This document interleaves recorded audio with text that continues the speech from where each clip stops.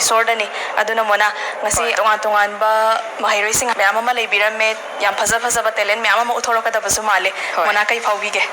soidana uthorakani haina khalle haibadi akoi se hek lakpadagi ko makoi se rehearsal na chingba tawo mayam uiba aduna di soidana phajaba performance pirakani haibagi thajaba sulai aduna kanada hana changsigi merina ahan base ladies first haina badumaina ko nipirom da hana changsalase mamang bench ta phamuse moi manaktan hana changsalase hoy inaugi ming amadi laifam na chingba aduga school asida class kya kari no haibado ahan boina haibiro Thawdam kavita aigi laifamna kakching tesurdagi aduga ai hauji class 12 kajari kakching dagi ne bako adudi school sida hostel da leiraga tamya tawina leijaba adu ngasi sumaina khangawdana telenan ki thoram lakpase koigi narodi khonjel ge ba thoram lakpase kai phawbi ge yam nungai bawe mamang da disi program se ta khrabra tadi ta kre do am perform tawdriba adu ngasi na ahan boina perform tawbi doini ko aduda akoi ne hek lakpadagi hauna kai gumba am uthoke haina khanbi khrabra dum kumain tawe hoy isai sakke na khan koina lakpasida yamna michang thauna perform ama tawhoge haina khallaga tawbirakpasi mag yam nungai jai ko adudi kavita dagi sai se ta those tas nungshibabo vasum tawbara kainaraga waba khangbani wahalo chakhalo maduna apinba oijaro warodi kanadashu fanglaroi wahai ama tumdaba haudoklanu tararoi linglashu oidabana nangi machatni aran baduna aigi sarokni kaplu draba mitlu pirang she kambayadana kapchare dong aside kallo nangia pamba yenglo yai favalambi yitlaru yamu khanai yam phajana sakpigre ko kavita isai tambibro tamdi tamjade am pamba do hoi yam pame na su takpi do pamaga isai tambidri se kaigino tamgena budi khalle hojikte ai like toina ano focus to adu toina pige tawba hadak 12 ne habi ko 12 exam ki tamakta di kayam yam prepare to bire hojik sa dum tawbudi dum tawre do khangde punsigi pandam di kai thambi kavita ai she ni thagi tawba ni tharga di medicine doctor ma dumai oin ko yam sunu ngai ko tajabada kavita na pampiri ba punsigi pandam du su soidana makki thongmanga voice nu haibagi wisima koina harol gi khonjel gi mai kai dagi pizari thank you sister adudi mona kavita dagi sai yam phajabam su tare ko adudi mathang se parom side tam changsilaga kari karamba talent uthorake du yengasi ko mamang wai da phami ba panupa ani ma lerame babani dagi kari karamba talent uthoke du yengase ahan bada ipwagi ming leifam amtang han haibiu hoping son kauje kawadagi kari karamba talent uthok tu singasi khoi thoram sida isai mate amtang sake kai sai no sakpi doisa isai maming gi kino phongdriba kino gi sayom gi ama lai adu maming di khangri phongdrimina mate ama sake taw adi am nongai ga dawa malimona hoping son dagi sai sima tarsi ko pirang de temjaba tabi khidrabi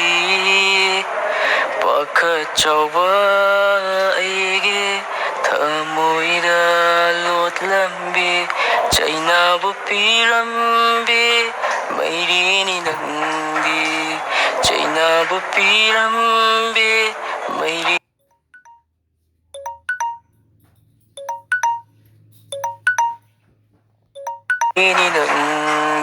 Thank you. Hopping stone yam phajaba isai yam su khudol tambire ko hopping stone ge ba punsigi pandam kai thambige Business to aduga nirwang marketing ꯑꯗꯣ ꯍꯥꯟꯅ ꯑꯩꯈꯣꯏ talent ꯍꯟꯠꯀꯤ ꯊꯧꯔꯝꯁꯦ ꯔꯦꯗꯤꯑꯣꯗꯒ ꯇꯥꯕꯗꯤ ꯌꯥꯎꯈ꯭ꯔꯕ ꯇꯥꯏ ꯑꯗꯨꯝ ꯇꯥꯏ ꯍꯟꯗꯛꯇꯩꯗꯤ ꯑꯃꯨꯛ ꯍꯣꯞꯄꯤꯡ ꯁ꯭ꯇꯣꯟꯅꯒ ꯁꯛꯄ ꯏꯁꯩꯒꯁꯦ ꯇꯥꯗꯣꯔꯕꯅꯦꯕ ꯑꯗꯣ ꯀꯩ ꯐꯥꯎꯒꯦ ꯏꯁꯥꯗ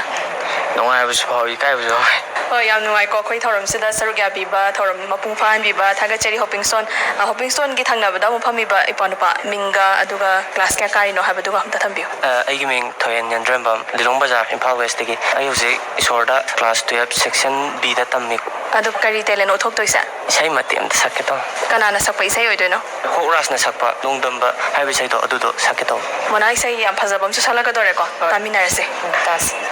ꯅꯣꯡꯗꯝꯕ ꯅꯪꯒꯤ ꯀꯨꯝꯍꯩꯁꯦ ꯀꯔꯝꯕ ꯃꯇꯝꯗ ꯂꯣꯏꯒꯕ ꯀꯔꯤꯁꯨ ꯈꯪꯖꯗ꯭ꯔꯕ ꯅꯅꯥꯏꯗ ꯀꯔꯝꯕ ꯆꯥꯡꯌꯦꯡꯅꯣ ꯅꯍꯥꯛꯀꯤ ꯀꯔꯝꯕ ꯆꯥꯡꯌꯦꯡꯅꯣ ꯅꯍꯥꯛꯀꯤ ꯅꯣꯡꯗꯝꯕ ꯅꯪꯒꯤ ꯀꯨꯝꯍꯩꯁꯦ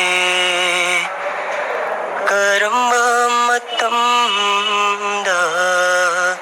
ꯂꯣꯏꯒꯕ ꯈꯥꯡꯕꯗ ꯋꯥꯔꯕ ꯄꯨꯟꯁꯤꯁꯦ ꯃꯈꯣꯜ ꯊꯣꯛꯅ ꯀꯞꯂꯛꯂꯦ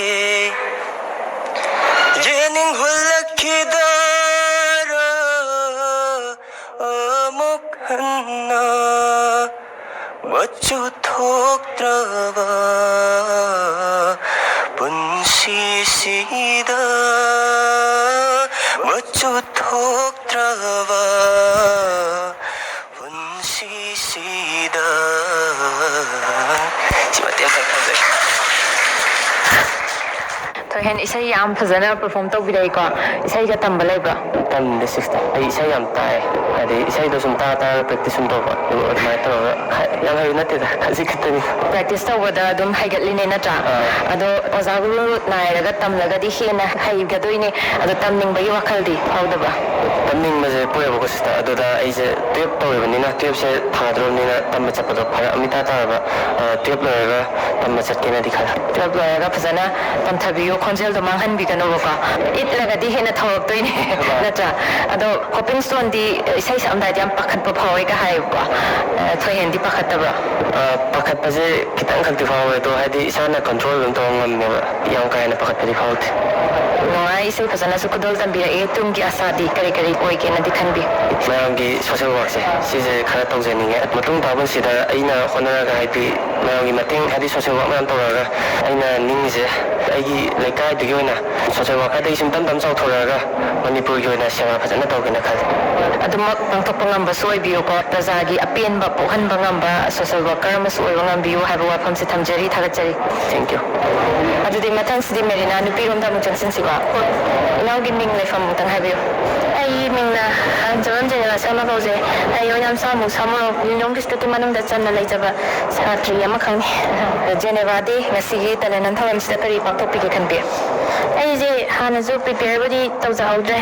ꯑꯗꯣ ꯁ꯭ꯄꯤꯆ ꯃꯆꯥ ꯑꯃꯈꯛ ꯑꯩꯅ ꯈꯪꯖꯕ ꯅꯣꯂꯦꯖ ꯈꯔꯇꯪ ꯃꯌꯥꯝꯗ ꯁꯤꯌꯔ ꯇꯧꯖꯒꯦ ꯍꯥꯏꯅ ꯈꯟꯖꯩ ꯑꯩꯅ ꯉꯁꯤ ꯁꯤꯌꯔ ꯇꯧꯖꯒꯗꯧꯔꯤꯕ ꯁ꯭ꯄꯤꯆ ꯑꯁꯤꯒꯤ ꯃꯃꯤꯡꯅ ꯋꯨꯃꯦꯟ ꯅꯨꯄꯤ ꯍꯥꯏꯕꯁꯤ ꯃꯌꯥꯝꯅꯁꯨ ꯇꯥꯕꯤꯔꯝꯂꯒꯅꯤ ꯀꯔꯝꯕ ꯃꯤꯅꯣ ꯃꯥꯅ ꯀꯔꯤ ꯀꯥꯟꯅꯕ ꯄꯤ ꯀꯝꯗꯧꯅ ꯍꯤꯡꯕ ꯃꯤꯅꯣꯁꯦ ꯑꯗꯨꯝ ꯇꯥꯕꯤꯔꯝꯂꯒꯅꯤ ꯅꯨꯄꯤꯁꯤꯒꯤ ꯃꯔꯝꯗꯒꯤ ꯀꯟꯁꯇꯤꯇ꯭ꯌꯨꯁꯟꯗ ꯋꯨꯃꯦꯟ ꯏꯝꯄꯥꯋꯔꯃꯦꯟ ꯑꯦꯛ 2001ꯗ ꯏꯁꯇꯥꯕ꯭ꯂꯤꯁ ꯇꯧꯕ ꯍꯧꯈ꯭ꯔꯦ ꯅꯨꯄꯤꯒꯤ ꯑꯦꯛ ꯀꯌా ꯑꯃꯁꯨ ꯑꯥꯔꯇꯤꯀꯜꯁ ꯀꯌꯥ ꯑꯃꯗ ꯆꯟꯈ꯭ꯔꯦ ꯃꯌꯥꯝ ꯄꯨꯝꯅꯃꯛꯅ ꯈꯪꯕꯤꯔꯝꯂꯒꯅꯤ ꯑꯗꯨꯕꯨ ꯅꯨꯄꯤ ꯍꯥꯏꯕꯁꯤꯒꯤ ꯃꯥꯒꯤ ꯏꯊꯤꯛꯇꯤ ꯀꯔꯤꯅꯣ ꯍꯥꯏꯕꯗꯤ ꯈꯪꯂꯝꯕ ꯃꯤ ꯂꯩꯔꯝꯒꯅꯤ ꯈꯪꯂꯝꯗꯕ ꯃꯤ ꯂꯩꯔꯝꯒꯅꯤ ꯅꯨꯄꯤꯒꯤ ꯈ꯭ꯔꯥꯏꯁꯤꯁ ꯀꯌꯥ ꯑꯃ ꯊꯣꯛꯂꯛꯏꯕꯁꯤ ꯅꯨꯄꯤꯁꯤꯡꯒꯤꯁꯨ ꯀꯔꯦꯟ ꯏꯁꯨ ꯈꯔ ꯂꯩ ꯅꯨꯄꯥꯁꯤꯡꯒꯤꯁꯨ ꯀꯔꯦꯟ ꯏꯁꯨ ꯂꯩ ꯍꯥꯏꯕꯗꯤ ꯁꯣꯁꯥꯏꯇꯤ ꯑꯃ ꯍꯥꯏꯕꯁꯤ ꯅꯨꯄꯤ ꯑꯃꯁꯨꯡ ꯅꯨꯄꯥ ꯑꯅꯤꯅ ꯄꯨꯜꯂꯒ ꯍꯤꯡꯃꯤꯟꯅꯕ ꯃꯐꯝ ꯑꯃꯅꯤ ꯃꯁꯤꯗ ꯑꯩꯈꯣꯏꯅ ꯅꯨꯄꯤꯕꯨ ꯏꯀꯥꯏ ꯈꯨꯝꯅꯕ ꯎꯠꯇ꯭ꯔꯒꯗꯤ ꯅꯨꯄꯤꯁꯤꯡꯁꯤꯒꯤ ꯍꯤꯡꯕꯒꯤ ꯃꯒꯨꯟꯁꯦ ꯂꯩꯇ꯭ꯔꯦ ꯑꯗꯨꯗꯨꯅ ꯅꯨꯄꯤꯁꯤꯡꯁꯤꯁꯨ ꯒ꯭ꯌꯥꯟ ꯇꯥꯃꯤꯟꯅꯒꯗꯕꯅꯤ ꯅꯨꯄꯥꯁꯤꯡꯁꯨ ꯒ꯭ꯌꯥꯟ ꯇꯥꯃꯤꯟꯅꯒꯗꯕꯅꯤ ꯑꯗꯨꯒ ꯒ꯭ꯌꯥꯟ ꯇꯥꯃꯤꯟꯅꯗꯨꯅ ꯋꯨꯃꯦꯟ ꯏꯝꯄꯥꯋꯔꯃꯦꯟ ꯑꯦꯛꯁꯦ ꯊꯝꯗꯅꯕ ꯍꯣꯠꯅꯒꯗꯕꯅꯤ ꯑꯁꯤꯒꯨꯝꯕ ꯃꯇꯝꯗ ꯁꯣꯁꯥꯏꯇꯤ ꯑꯁꯤ ꯌꯥꯝꯅ ꯄꯤꯁꯐꯨꯜ ꯑꯣꯏꯕ ꯁꯥꯟꯇꯤ ꯑꯣꯏꯕ ꯌꯥꯝꯅ ꯏꯪꯅ ꯆꯤꯛꯄ ꯀꯔꯤꯒꯨꯝꯕ ꯈ꯭ꯔꯥꯏꯁꯤꯁ ꯑꯝꯇ ꯊꯣꯛꯇꯕ ꯌꯥꯝ ꯅꯨꯡꯉꯥꯏꯅ ꯄꯥꯟꯕ ꯁꯣꯁꯥꯏꯇꯤ ꯑꯃ ꯑꯣꯏꯔꯛꯀꯅꯤ ꯍꯥꯏꯅ ꯑꯩꯒꯤ ꯋꯥꯈꯜꯂꯣꯟ ꯂꯩꯖꯩ ꯑꯗꯨꯗꯨꯅ ꯃꯌꯥꯝ ꯁꯤ ꯃꯇꯤꯛꯇꯪ ꯁꯤꯌꯔ ꯇꯧꯖꯒꯦ ꯌꯥꯝ ꯊꯥꯒꯠꯆꯔꯤ ꯖꯦꯅꯦꯕꯥ ꯋꯨꯃꯦꯟ ꯑꯦꯝꯄꯥꯋꯔꯃꯦꯟꯒꯤ ꯃꯇꯥꯡꯗ ꯌꯥꯝ ꯐꯖꯅ ꯁ꯭ꯄꯤꯆ ꯄꯤꯕꯤꯔꯛꯏ ꯑꯗꯣ ꯖꯦꯅꯦꯕꯥ ꯑꯇꯣꯞꯄ ꯑꯇꯩ ꯏꯁꯩ ꯑꯗꯒꯤ ꯇꯣꯉꯥꯟꯕ ꯗꯥꯏꯂꯣꯛ ꯃꯌꯥꯝ ꯂꯩꯔꯦꯀꯣ ꯑꯗꯨ ꯅꯠꯇꯕꯤꯗ ꯇꯣꯉꯥꯟꯅ ꯏꯁꯥꯅ ꯁ꯭ꯄꯤꯆ ꯄꯤꯅꯤꯡꯕꯩ ꯋꯥꯈꯜ ꯂꯩꯔꯤꯁꯤ ꯀꯩꯒꯤꯅꯣ ꯑꯩ ꯏꯁꯥꯃꯛꯁꯨ ꯅꯨꯄꯤꯅꯤ ꯅꯨꯄꯤ ꯍꯥꯏꯕꯁꯤꯒꯤ ꯃꯔꯝꯗ ꯈꯪꯗꯦ ꯏꯁꯩꯁꯤꯗꯤ ꯃꯌꯥꯝ ꯂꯣꯏ ꯇꯧꯅꯔꯛꯀꯅꯤ ꯁꯤꯗꯤ ꯀꯃꯟꯅꯤ ꯑꯗꯣ ꯁ꯭ꯄꯤꯆ ꯍꯥꯏꯕꯁꯤꯗꯤ ꯃꯥꯅ ꯍꯟꯖꯟ ꯍꯟꯖꯟ ꯄ꯭ꯔꯦꯛꯇꯤꯁ ꯇꯧꯗꯕ ꯌꯥꯗꯦ ꯃꯥꯅ ꯀꯔꯤ ꯈꯪꯂꯤꯕꯗꯣ ꯀꯔꯤꯅꯣ ꯍꯥꯏꯗꯕ ꯌꯥꯗꯦ ꯑꯗꯣ ꯑꯩꯅ ꯁ꯭ꯄꯤꯆ ꯄꯤꯅꯤꯡꯕꯒꯤ ꯃꯦꯟ ꯑꯣꯏꯕ ꯃꯔꯝꯗꯤ ꯃꯌꯥꯝꯗ ꯅꯨꯄꯤ ꯍꯥꯏꯕꯁꯤꯒꯤ ꯀꯥꯟꯅꯕ ꯀꯔꯤꯅꯣ ꯍꯥꯏꯕꯗꯤ ꯈꯪꯕꯁꯨ ꯌꯥꯎꯔꯝꯒꯅꯤ ꯑꯗꯨꯕꯨ ꯌꯥꯝ ꯏꯊꯤꯛ ꯃꯥꯒꯤ ꯃꯒꯨꯟꯗꯣ ꯈꯪꯉꯝꯗꯕ ꯌꯥꯏ ꯍꯥꯏꯗꯨꯅ ꯑꯩꯒꯤ ꯁ꯭ꯄꯤꯆꯁꯦ ꯄꯤꯖꯅꯤꯡꯕꯒꯤ ꯋꯥꯈꯜꯂꯣꯟ ꯄꯣꯛꯂꯛꯄꯅꯤ ꯍꯣꯏ ꯌꯥꯝ ꯅꯨꯡꯉꯥꯏ ꯇꯨꯡꯒꯤ ꯄꯨꯟꯁꯤꯗꯗꯤ ꯀꯔꯤ ꯑꯣꯏꯒꯦꯅ ꯈꯟꯕꯤ ꯖꯦꯅꯦꯕꯥ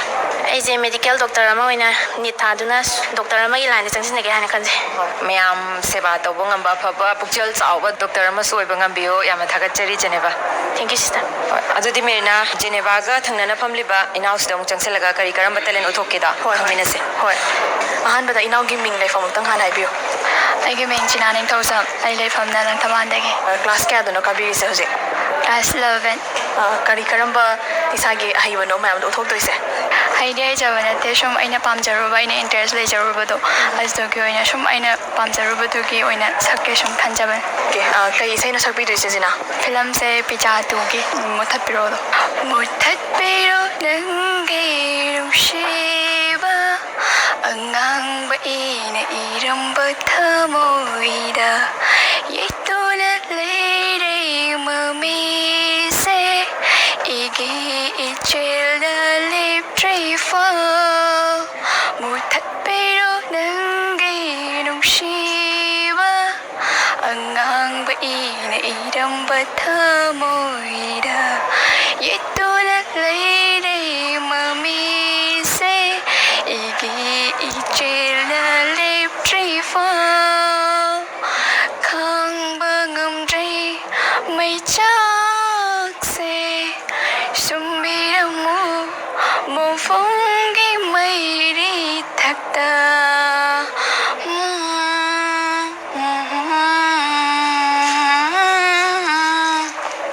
một thất bi đâu nắng ghi đông si ba ang ang ba ina iram ba tha môi da yết tu na lấy đây mà mi se iki ichil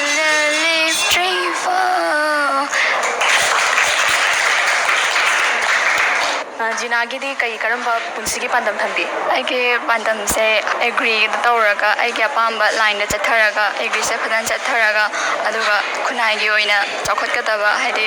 all ꯑꯦꯖꯒꯨꯝꯕ ꯑꯗꯩꯗꯤ ꯑꯣꯔꯐꯥꯟ ꯍꯣꯝꯒꯨꯝꯕ ꯑꯩꯅ ꯂꯤꯡꯈꯠꯆꯅꯤꯡꯉꯦ ꯍꯥꯏꯗꯤ ꯑꯩꯒꯤ ꯃꯣꯠꯇ ꯑꯣꯏꯅ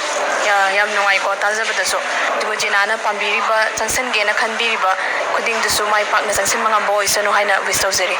ꯊꯦꯡꯛ ꯌꯨ ꯆꯤꯆꯦ ꯃꯊꯪꯁꯤꯗꯤ Mona ꯅꯨꯄꯥꯔꯣꯝꯗ ꯑꯃꯨꯛ ꯆꯪꯁꯤꯟꯁꯤꯀꯣ ꯏꯄ꯭ꯋꯥ ꯅꯨꯄꯥꯒꯤ ꯃꯤꯡ ꯂꯩꯐꯝ ꯑꯝꯇꯪ ꯍꯥꯟꯅ ꯍꯥꯏꯕꯤꯌꯨ ꯑꯩ ꯖꯣꯔꯤꯁ ꯂꯧꯕꯨꯛꯊꯣꯡꯕꯝ ꯑꯩ ꯅꯔꯦꯟꯈꯣꯡꯖꯤꯟ ꯃꯌꯥꯏ ꯂꯩꯀꯥꯏ ꯏꯝꯐꯥꯜ ꯋꯦꯁ ꯑꯩ ꯏꯁꯣꯔ ꯁ꯭ꯀꯨꯜꯒꯤꯗ ꯀ꯭ꯂꯥꯁ 12 ꯇꯝꯖꯔꯤ ꯀꯔꯤ ꯀꯔꯝꯕ ꯇꯦꯂꯦꯟꯅꯣ ꯉꯁꯤ ꯑꯩꯈꯣꯏ ꯊꯧꯔꯝꯁꯤꯗ ꯎꯠꯊꯣꯛꯄꯤꯗꯣꯏꯁꯦ ꯑꯩ ꯍꯩꯖꯕꯗꯤ ꯅꯠꯇꯦ ꯃꯣꯅꯣꯂꯣꯛ ꯁꯨꯝ ꯈꯣꯟꯖꯦꯜ ꯈꯔ ꯑꯩꯒꯤ ꯅꯨꯡꯁꯤꯔꯕ ꯑꯣꯖꯥ ꯂꯥꯏꯑꯣꯏꯔꯕ ꯑꯣꯖꯥ ꯆꯤꯡꯂꯦꯟꯁꯨ ꯌꯥꯎꯔꯦ ꯑꯗꯨꯗꯒꯤ ꯃꯅꯤꯄꯨꯔꯒꯤ ꯁꯨꯃꯥꯡ ꯂꯤꯂꯥꯗ ꯃꯇꯝ ꯁꯥꯡꯅ ꯁꯔꯨꯛ ꯌꯥꯕꯤꯔꯝꯕ ꯑꯩꯒꯤ ꯅꯨꯡꯁꯤꯔꯕ ꯏꯄꯥ ꯍꯩꯔꯥꯎ ꯔꯥꯖꯦꯟ ꯃꯥꯁꯨ ꯍꯧꯖꯤꯛ ꯁꯨꯃꯥꯡ ꯂꯤꯂꯥꯗ ꯈꯣꯡꯗꯥꯕ ꯉꯝꯗꯅ ꯂꯩꯔꯦ ꯑꯗꯣ ꯃꯣꯏꯒꯤ ꯃꯈꯣꯟꯁꯦ ꯑꯩ ꯍꯩꯗꯤ ꯍꯩꯖꯕ ꯅꯠꯇꯦ ꯑꯗꯣ ꯃꯣꯏꯒꯤ ꯃꯈꯣꯟꯁꯦ ꯁꯥꯖꯒꯦ ꯇꯧꯕꯅꯤ ꯍꯧꯕꯤꯔꯣ ꯌꯥꯔꯅꯤ ꯋꯥꯔꯤ ꯂꯣꯏꯗ꯭ꯔꯤ ꯁꯤꯒꯤ ꯗꯥꯏꯂꯣꯛ ꯂꯥꯁ ꯁꯤꯟ ꯍꯥꯏꯇꯥꯔꯦ ꯁꯤꯗ ꯇꯧꯈꯤꯕ ꯊꯥꯗꯣꯏ ꯑꯩ ꯅꯪꯕꯨ ꯊꯃꯣꯏ ꯁꯦꯡꯅ ꯅꯨꯡꯁꯤ ꯊꯥꯗꯣꯏ ꯑꯩ ꯅꯪꯕు ꯍꯥꯠꯀꯦ ꯇꯨꯞꯀꯦ ꯍꯥꯏꯕꯗꯤ ꯅꯠꯇꯦꯗꯅ ꯊꯥꯗꯣꯏ 이반이 숲나대기 ꯃꯇꯝ ꯈꯔꯇꯪ ꯑꯣꯏꯔꯕꯁꯨ ꯄꯨꯟꯅ ꯍꯤꯡꯃꯤꯟꯅꯁꯤ ꯍꯥꯏꯕꯅꯤ ꯊꯥꯗꯣꯏ ꯗꯥꯗꯥ ꯅꯪꯁꯦ ꯋꯥꯈꯜ ꯌꯥꯝ ꯌꯥꯎꯗꯕ ꯃꯤꯅꯦ ꯑꯩ ꯀꯤꯗꯅꯤ ꯑꯅꯤꯃꯛ ꯐꯦꯜ ꯑꯣꯏꯔꯕꯅꯦ ꯗꯥꯗꯥ ꯀꯤꯗꯅꯤ ꯑꯅꯤꯃꯛ ꯐꯦꯜ ꯑꯣꯏꯔꯒ ꯍꯦꯛꯇ ꯁꯤꯒꯅꯤ ꯍꯥꯏꯕ ꯂꯩꯇꯦ ꯊꯥꯗꯣꯏ ꯍꯣꯏ kidney animak phelo yaga siba ki cha adu ki mati wa ga habdi le adu bo hekta si gane habdi le ro na ta nagse asiba ka walai to ka phaw bari ye da nang ko da bi ne nagse ai ngaro ye da da kari isa ki dum kari wat kani ipa le di ne hey apa mun pi hayu magudang na payo madu tinga da sin thulon mem do ipa le di ipa na tawge adudagi mathangina oja to lange agacha oja to la ji ji kari sabu ba misikui mathangina oja kai rawar jenge tingtam pofi magi mikai solase kari gumba matamda nangi oja kai rawar jembu uba tholabadi mada mangla ne ai khalu sha dhapti aduga mathangina Bollywood actor Shahrukh Khan अरे यार की सुनो होता है अरे यार की अंजलि आई ने ना मुथम को शेने दुशिरो बकी नंगी ना लागते लापनी अदुबो नंग ना इबो सी बिराई बिसी आई अदु की मते को नि नुसी अदुबो नो प्रॉब्लम थैंक यू मतंग सिट तेन जगे ꯌꯥꯝ ꯐꯖꯅ ꯃꯥꯟꯅ ꯇꯧꯔꯛꯈ꯭ꯔꯦ ꯖꯣꯔꯤꯁꯦ ꯊꯤꯌꯦꯇꯔꯒꯤ ꯂꯝꯕꯤꯗ ꯆꯪꯁꯤꯟꯕꯤꯕ꯭ꯔꯣ ꯆꯪꯁꯤꯟꯖꯗꯦ ꯑꯩ ꯌꯥꯝ ꯄꯥꯝꯖꯕ ꯍꯥꯏꯇꯥꯔꯦ ꯁꯨꯝ ꯌꯦꯡꯕ ꯃꯣꯏꯒꯤ ꯃꯇꯧꯒꯤ ꯑꯗꯨꯒ ꯁꯨꯝ ꯏꯁꯥꯅ ꯁꯨꯝ ꯄ꯭ꯔꯦꯛꯇꯤꯁ ꯇꯧꯕ ꯑꯗꯨꯗꯒꯤ ꯑꯩꯁꯨ ꯍꯩꯅꯤ ꯀꯥꯏꯅ ꯈꯟꯕꯗꯣ ꯍꯩꯗꯤ ꯍꯩꯕ ꯅꯠꯇꯦꯕ ꯑꯗꯨꯕꯨ ꯍꯩꯒꯗ꯭ꯔꯥ ꯁꯨꯝ ꯇꯝꯒꯦ ꯈꯣꯠꯀꯦ ꯀꯥꯏꯅ ꯇꯧꯕꯗꯣ ꯑꯗꯨꯗꯣ ꯑꯗꯨꯃꯥꯏꯅ ꯇꯧꯁꯦ ꯍꯣꯏ ꯂꯤꯂꯥ ꯑꯃ ꯅꯠꯇ꯭ꯔꯒ ꯐꯤꯜꯝꯒꯤ ꯁꯤꯟ ꯑꯃ ꯌꯦꯡꯉꯨꯔꯒ ꯌꯨꯝꯗ ꯍꯥꯏꯗꯤ ꯀꯥꯗꯒ ꯏꯊꯟꯇ ꯆꯪꯁꯤꯜꯂꯒ ꯃꯤꯡꯁꯦꯟ ꯃꯃꯥꯡꯗꯒ ꯂꯦꯞꯄꯒ ꯑꯗꯨꯃꯥꯏꯅꯒ ꯇꯧꯕ ꯌꯥꯎꯕ꯭ꯔꯥ ꯏꯁꯥꯒꯤ ꯐꯦꯁꯤꯌꯦꯜ ꯑꯦꯛꯁꯄ꯭ꯔꯦꯁꯟꯒꯁꯦ ꯌꯦꯡꯖꯕ ꯑꯗꯨꯃꯥꯏꯅ ꯇꯣꯏ ꯇꯧꯁꯦ ꯌꯥꯝꯁꯨ ꯅꯨꯡꯉꯥꯏꯀꯣ ꯖꯣꯔꯤꯁ ꯑꯗꯨ ꯖꯣꯔꯤꯁꯀꯤ ꯑꯣꯏꯅꯗꯤ ꯄꯨꯟꯁꯤꯒꯤ ꯄꯥꯟꯗꯝꯁꯦ ꯀꯩ ꯊꯝꯕꯤꯒꯦ ꯑꯩꯁꯦ LLB ꯇꯝꯃꯒ ꯑꯩꯈꯣꯏꯒꯤ ꯁꯣꯁꯥꯏꯇꯤꯁꯤꯗ ꯀꯩ ꯍꯥꯏꯅꯤ ꯑꯆꯨꯝꯕꯒꯤꯗꯃꯛꯇꯀꯣ ꯑꯗꯨꯒ ꯑꯆꯨꯝ ꯑꯔꯥꯟ ꯑꯗꯨꯗꯒꯤ ꯂꯥꯏꯔꯩ ꯈꯨꯟꯕ ꯈꯥꯏꯕꯁꯤꯒꯤ ꯃꯔꯛꯇ ꯀꯔꯤꯒꯨꯝꯕ ꯈꯔꯗ ꯑꯣꯏꯔꯁꯨ ꯊꯕꯛ ꯇꯧꯅꯤꯡꯉꯦ ꯑꯗꯨꯒ ꯑꯩꯅ ꯏꯚꯟ ꯊꯕꯛꯇꯒꯤ ꯔꯤꯇꯥꯌꯔꯃꯦꯟ ꯂꯧꯔꯕ ꯃꯇꯝꯗ ꯄꯣꯂꯤꯇꯤꯛꯁꯀꯤ ꯂꯝꯗ ꯆꯪꯉꯒ ꯑꯩ ꯃꯥꯏ ꯄꯥꯛꯄ ꯑꯗꯨꯒꯨꯝꯕ ꯄꯣꯂꯤꯇꯤꯁꯤꯌꯥꯟ ꯑꯃꯁꯨ ꯑꯣꯏꯅꯤꯡꯉꯤ ꯌꯥꯝ ꯅꯨꯡꯉꯥꯏ ꯖꯣꯔꯤꯁꯀꯤ ꯃꯪꯖꯔꯤꯕ ꯃꯪꯂꯥꯟꯁꯤꯡꯗꯨꯁꯨ ꯁꯣꯏꯗꯅꯃꯛꯀꯤ ꯃꯪ ꯐꯥꯎꯅꯕ ꯉꯝꯕ ꯑꯣꯏꯁꯅꯨ ꯍꯥꯏꯕꯒꯤ ꯋꯤꯁꯁꯨ ꯄꯤꯖꯔꯤ ꯊꯦꯡꯛ ꯌꯨ ꯑꯗꯨꯗꯤ ꯃꯣꯅꯥ ꯖꯣꯔꯤꯁꯀꯤ ꯍꯦꯛ ꯃꯅꯤꯡꯗ ꯐꯝꯃꯤꯕ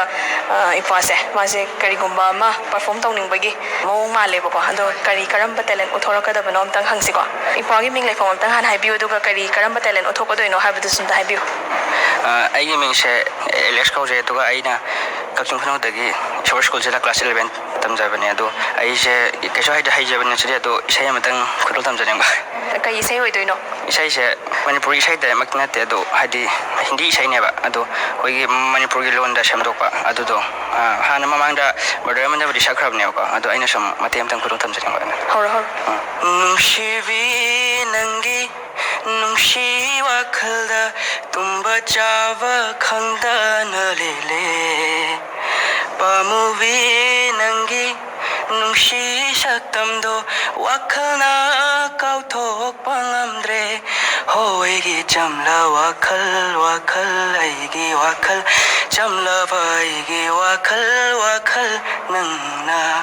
ꯍꯣꯏꯒꯤ ꯆꯝꯂ ꯋꯥꯈꯜ ꯑꯩꯒꯤ ꯋꯥꯈꯜ ꯆꯝꯂꯕ ꯑꯩꯒꯤ ꯋꯥꯈꯜ ꯅꯪꯅ ꯍꯧꯈ꯭ꯔꯕ ꯅꯨꯡꯁꯤꯔ ꯊꯧꯗꯣꯛꯁꯤꯡ ꯑꯍꯤꯡ ꯈꯨꯗꯤꯡ ꯅꯤꯡꯁꯤꯡꯂꯛꯂꯦ ꯃꯪꯂꯥꯟꯗꯁꯨ ꯅꯪꯒꯤ ꯁꯛꯇꯝ ꯇꯥꯏꯕꯪꯗ ꯅꯪꯒꯤ ꯈꯣꯟꯖꯦꯜ ꯍꯣꯂꯛꯂꯣꯅꯦ ꯅꯪꯕꯨ ꯑꯩꯒꯤ ꯃꯥꯡꯗ 이밋 빼나 ꯌꯦꯡꯖꯔꯒꯦ ꯅꯪꯒꯤ ꯁꯛꯇꯝ ꯇꯅ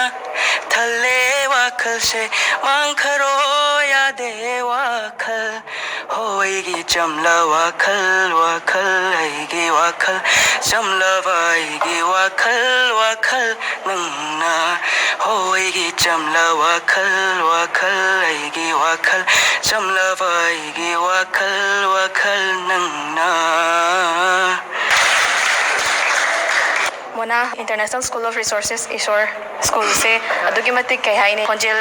phajaba me isai haiba haiba ma'am leram ko adu Alex ki punsi ki pandam di kai lege ai punsi pandam je hadi thodo ko leje de hadi ai je sai je am pamjaba aduda toyep se loi laga hadi sai je tamaga sai je phajana honor ga hadi mayang bisaba to gen khanjaba soidana su ngamgani haiba gi ekoi da su thajaba lei ko Alex soidana maki hona biu mai pa ko soidana maki oibiro haiba gi wish pizari Alex hujikan nu pa ma sa sing hai tare ko mobile phone pai ba do gaming hai tare ko ma'am मसाना खोप उयेबा अदो Alex ती सानब्रा कमाई तौये ऐसे सामरी साने अदो हदी याम कायना हदी एडिक ओइबा अदुमबदी इसादा लेजदे इसान जो दम लैपटॉप सेबको अदो गेम से साने अदो मतंग मतम साना अदुम सानाजे अदो याम नुंगाई अलेक्स वारी वाताई सानाबा फंगबा दुगा इसै फजबम सुताबा फंगबको thank you so much Alex ना पाम्बिनी बा पुंसिगी पांदम दुसु सोइदना मकी फंगबंगा बॉयसनो थागचे मथंग से मोना अलेक्स का थंगना फमीबा मागी ममानबसे अमंगोंदा मु करी करंबा तेले उथोरके दि यंगमिनसिको इपानुपागी मिंग लेखों तंग हन हाइबियो आई मिंग अबेल कसिंग खुनौदगी अबेल दी कई करंबा तेले नो थोपिदोइसा इसेया सक्सनिंग हाय थारे अदुइंदा हाइदे हाइजे तबा तुम खा सक्सनिंग हाय हाइते हारगा लोय हाइरमिको मोना अदो तारा से अबेल गी सही सिसु कनाना सपोय दोइनो इसै से करी करंबा इसै होइदोइनो गना सिंगर से काउदी काउरे दो हिंदी दगी मणिपुर भजन ओन मनेबा कोई अब इसे इंटिनेस बुदी काउ इसे होबिरो नंगना इ खंबिदे कैदौ नुंदा खंबिदे आई नुंशिवा इ सैना नंगना इ खंबिदे कैदौ नुंदा खंबिदे आई नुंशिवा इ सैना नंगी वाखलदा नौसदना दुना लेरेने मफम खंगदा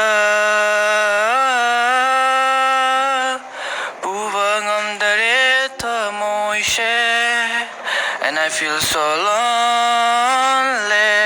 yeah. There's a better place in this emptiness, yeah. Nangna nungsiva ngamdrava aina karigi nangbu nungsiduna leiri nangna nungsiva ngamdrava aina karigi nangbu nungsiduna leiri nangi thamoina